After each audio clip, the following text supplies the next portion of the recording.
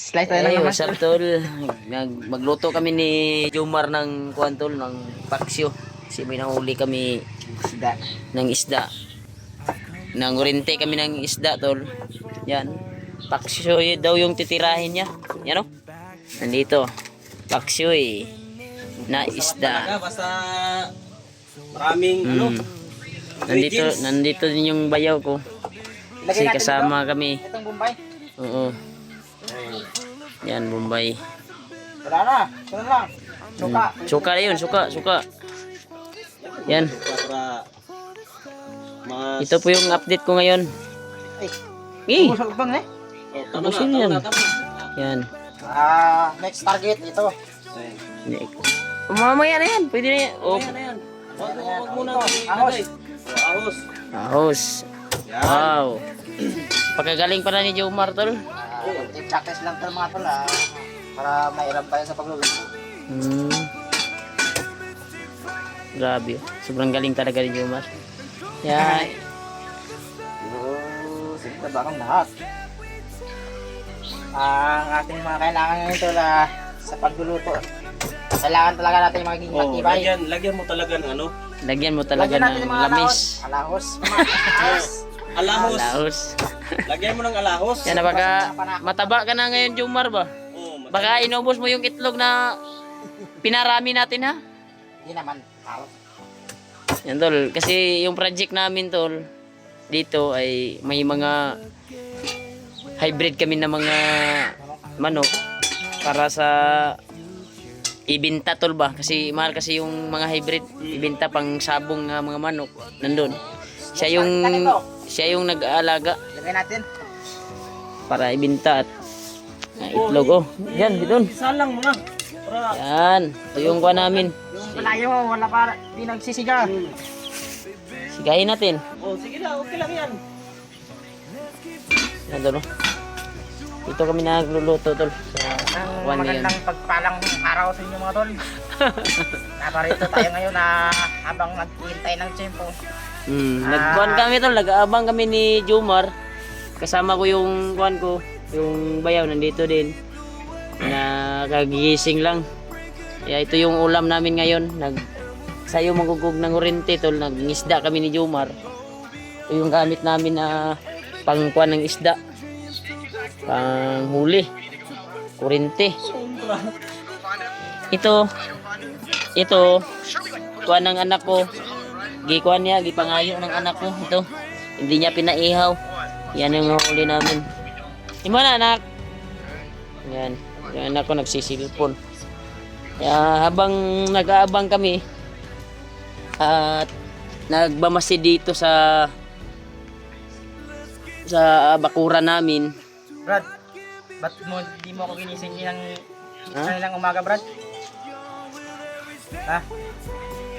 Kasi mataas yung kuan mo wala kang tulog at kaninang umaga hindi kita ginising, nag-update ako kanina. Diyan naman ako natulog sa doyan, Brad. Diyan siya natutulog, tol, sa duyan, tol. Kanina. Yan.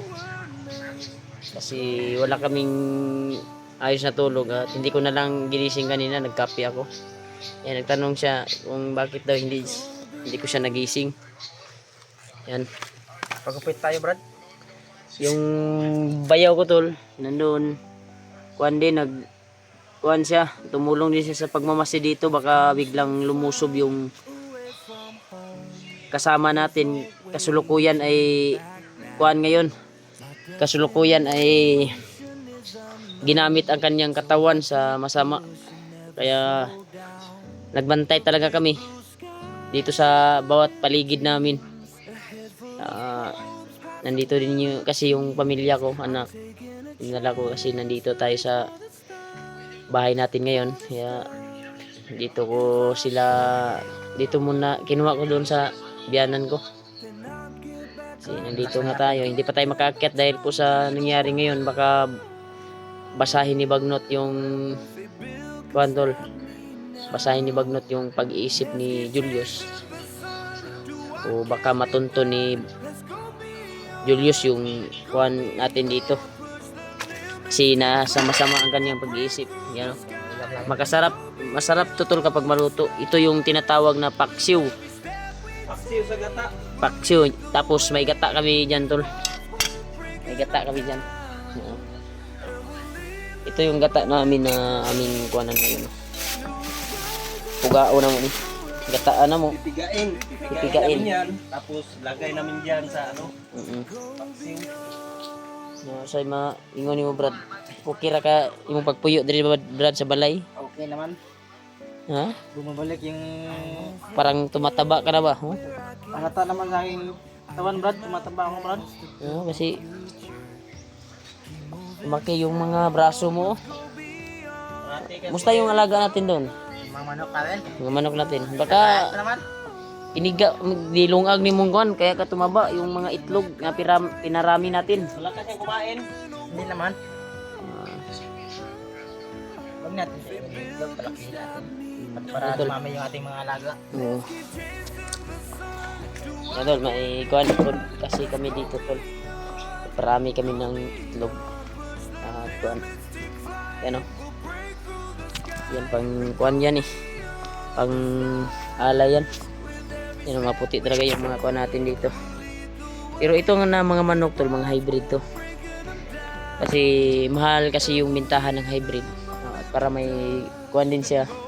May mapira din siya kapag marami na kasi mahal to eh pag kuan ganitong mga manok yan o gaya niyan napisa na yung kuan yung hybrid yan na manok mahal yan yung isa yan tag 2.5 3.5 ganyan yung bintahan dito kapag hybrid yung manok mo yan yung kagaya nito pang sabong ba na manok. Pero itong kuan tol, inalagaan niya ay hindi namin to hindi purpose nito ay pagbibenta ng mga hybrid. Yun. Hybrid din yan. Raptor, sweater, limon. Yan. Kani, white kelso. Ito, map semi bantam na siya tol kasi nalahian ng bantam. Mahal din yan. Viperian 3,000 yung babae at lalaki niyan pag marami na. Yun oh, yun yung kuan niya oh. Pero ang nag-breed ay yung kuan natin. Raptor sweater. Yan mahal yan tol, yung isan yan. Kapag kuan yan, marami tayong mga itlog dito.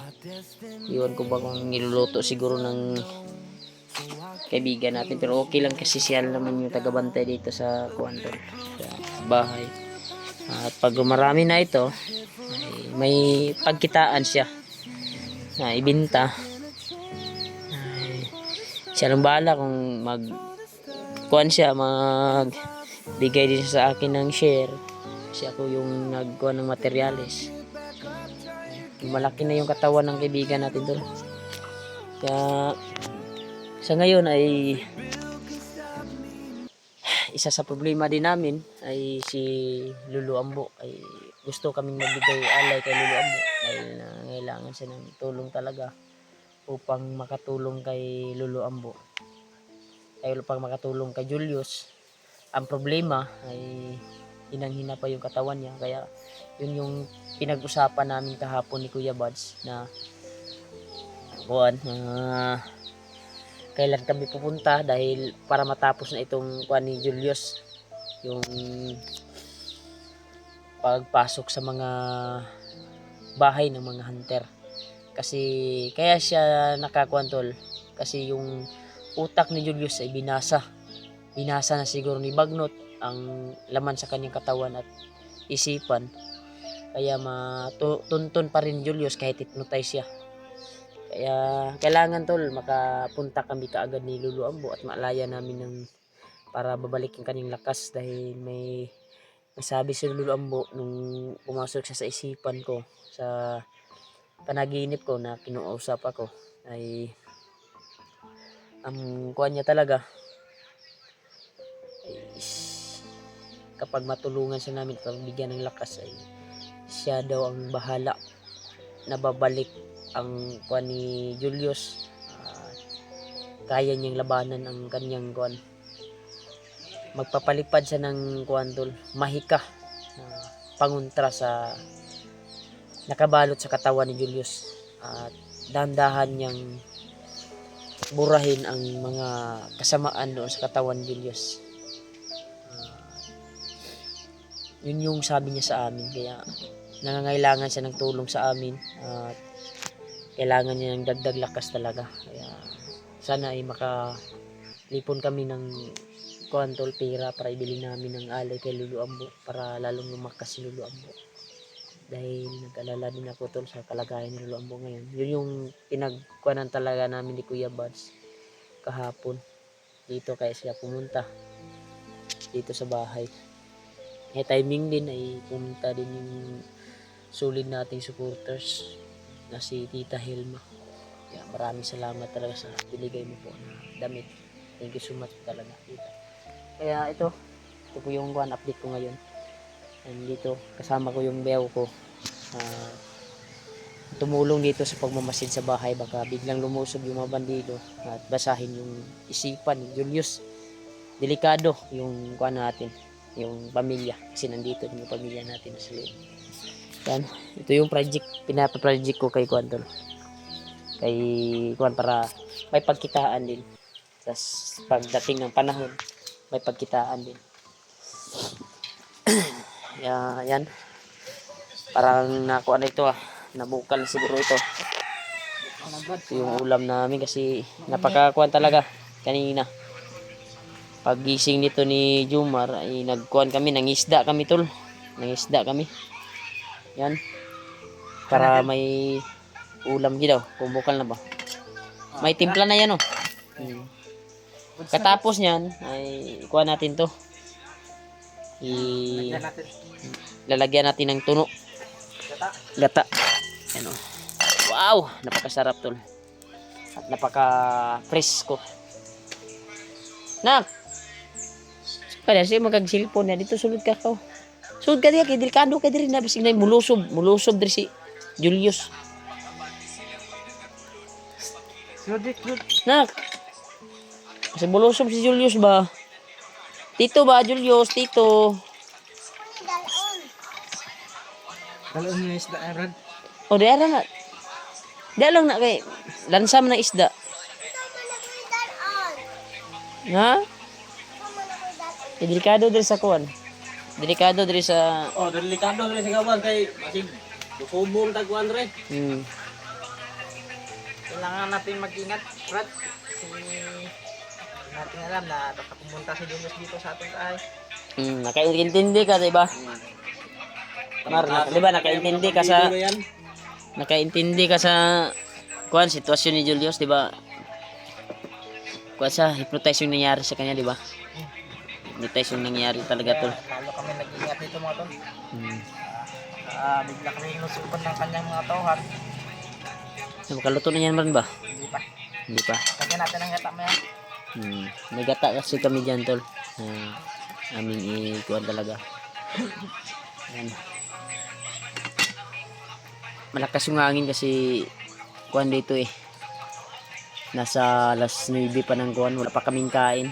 Sinangkuan talaga ako tol, naghanap ako para may iulam din ako.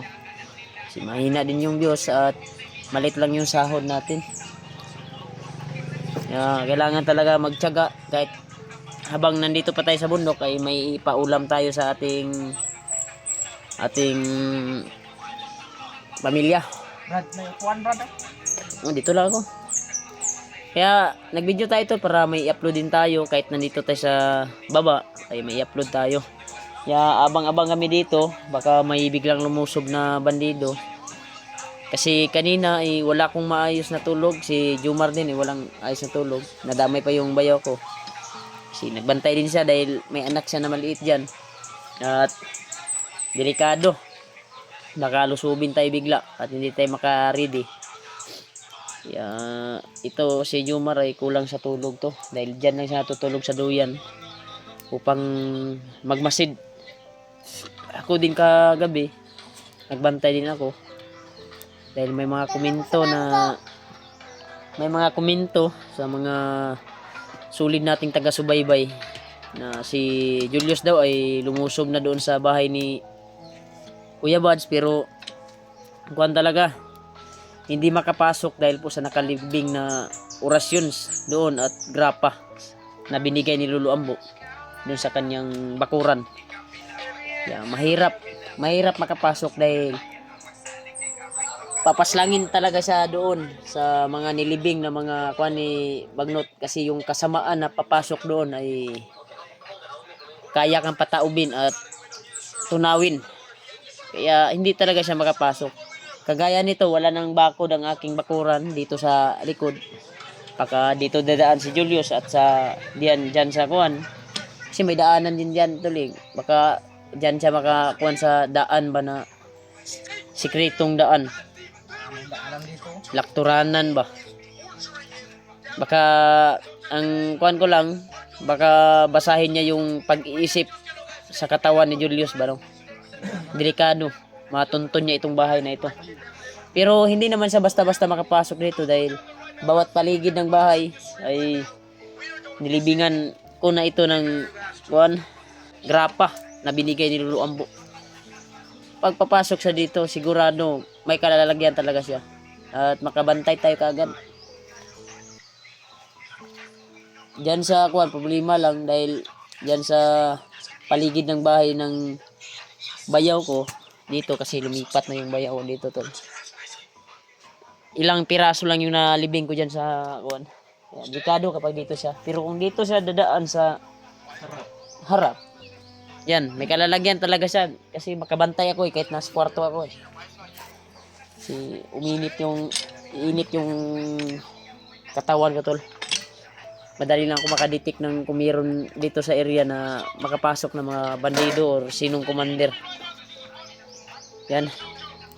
Sa ngayon ay ito po yung update ko ngayon tol. Nagmamasid kami ni Jumar at yung bayaw ko. Thank you so much po talaga sa walang sawang suporta at pagmamahal niyo po.